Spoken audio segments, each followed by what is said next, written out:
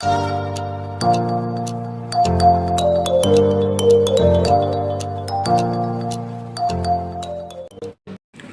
teman-teman, berjumpa lagi dengan Brother Phil. Kali ini kita akan membahas postingan dari saudara Rabanian ID.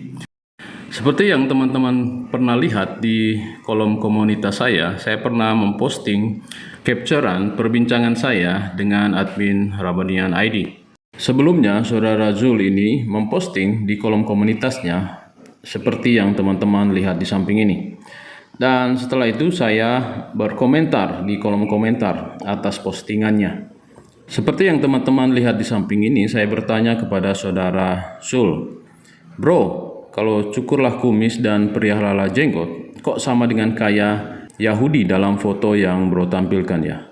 Kemudian saudara Zul mengatakan, "Pil pahit, tidak ada hadis yang menyuruh mencukur kumis." Jadi seperti yang kita lihat, saudara Zul mengatakan tidak ada hadis yang memerintahkan untuk mencukur kumis. Tetapi pada kenyataannya kita bisa melihat di dalam hadis, banyak hadis yang memerintahkan mencukur kumis. Seperti yang teman-teman bisa lihat pada hadis Bukhari nomor 5438. Di sana dikatakan, Rasulullah bersabda, termasuk dari fitrah adalah mencukur kumis. Bukan cuma di hadis itu, hadis Bukhari nomor 5443 juga mengatakan Rasulullah bersabda, cukurlah kumis kalian dan biarkanlah jenggot kalian panjang. Dan kita juga bisa lihat di dalam Sahih Muslim 382, di sana dikatakan Rasulullah bersabda, selisihilah kaum musyrikin, cukurlah kumis dan peliharalah jenggot. Sebenarnya masih banyak hadis yang membicarakan hal yang sama, tetapi kita memberikan beberapa contoh saja. Ini menjelaskan bahwa memang ada perintah untuk mencukur kumis dan memelihara jenggot. Tetapi saudara Zul mengatakan bahwa tidak ada perintah untuk mencukur kumis.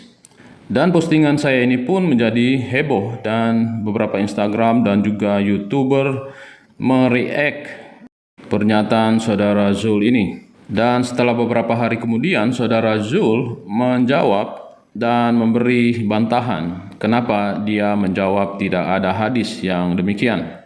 Berikut ini adalah jawaban dari saudara Zul. Di sana ia mengatakan, kenapa saya berani bilang tidak ada hadis tentang mencukur kumis?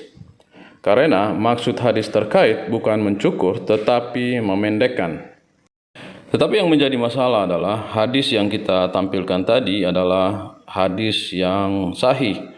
Dan juga yang menerjemahkan itu adalah saudara Muslim sendiri. Jadi kata cukur yang ditempatkan di sana bukan asal-asalan diberikan. Kalau kata cukur itu bukan kata yang tepat, kenapa menggunakan kata tersebut? Mari kita membaca kembali tanggapan saudara Zul. Terus, apa terjemahan hadisnya salah? Pertama, karena mencukur habis kumis tidak salah secara mutlak, maka terjemah mencukur tidak sepenuhnya salah. Oke, di sini dia bilang bahwa terjemahan mencukur tidak sepenuhnya salah. Berarti apa yang saya katakan pada hadis itu tidak sepenuhnya salah. Berarti ada benarnya. Tetapi saudara Zul mengatakan tidak ada perintah untuk mencukur. Di sini kita lihat saudara Zul menyanggah dirinya sendiri. Kedua, kita udah berkali-kali mengulang jika bahasa Arab itu tidak sepenuhnya dapat diterjemahkan di dalam bahasa Indonesia. Kedalaman makna bisa berubah. Makanya kita agak sulit diskusi sama orang-orang yang mengedepankan terjemahan daripada original teks. Nggak nyambung ujung-ujungnya. Oke, seperti biasanya, saudara Zul ini bersembunyi di belakang original teks. Yang menerjemahkan hadis-hadis yang kita baca tadi bukanlah orang Kristen. Yang menerjemahkannya adalah orang Islam sendiri. Yang lebih anehnya, saudara Zul menyanggah postingan dari saudara Louis Prasetyo. Dia mengatakan, ada laporan dan saya baru ngeh jika ada YouTuber apologet Kristen yang mereact Rabanian ID. Sangat disayangkan jika sekelas channel teologis namun membahas atau merespon perkara non-teologis seperti human error. Barusan kita membaca bahwa saudara Zul mengatakan itu adalah human error. Tetapi pada postingan yang kita baca tadi bersama bahwa dia memberi penjelasan kenapa dia mengatakan tidak ada perintah mencukur kumis. Tetapi di sini dia mengatakan apa yang dia sampaikan itu human error. Jadi kita dibuat bingung oleh Saudara Zul, apakah itu human error atau tidak. Kalau Saudara Zul tidak mengakui hadis yang kita tunjukkan tadi, itu tidak apa-apa, itu urusan dia. Tetapi yang menjadi masalah adalah ada beberapa konten dari Saudara Zul yang justru mengkorupsi ayat Alkitab. Saya juga menginformasikan bahwa sosok yang diutus ini merupakan seorang warrior atau seorang pejuang dalam sebuah peperangan. Seperti seorang prajurit penuh semangat berperang, ia mengangkat pekik pertempuran dan menunjukkan keunggulannya terhadap lawan. Kita ketahui sendiri bahwa Nabi Muhammad SAW telah mengikuti sebanyak 27 peperangan.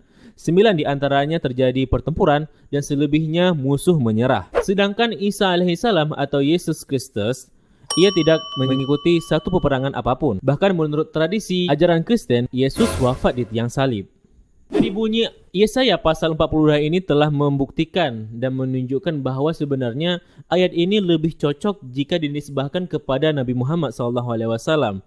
Oke teman-teman, kita sudah dengarkan bersama bagaimana Saudara Zul di dalam satu postingannya menggunakan Yesaya 42 untuk membuktikan bahwa nabinya sudah dinubuatkan.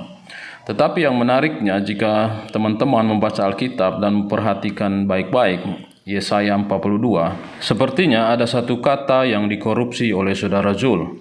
Saudara Zul sengaja menghilangkan kata tersebut supaya cocok dengan agendanya. Mari kita lihat ayat Yesaya 42 ayat 13 dengan lengkap.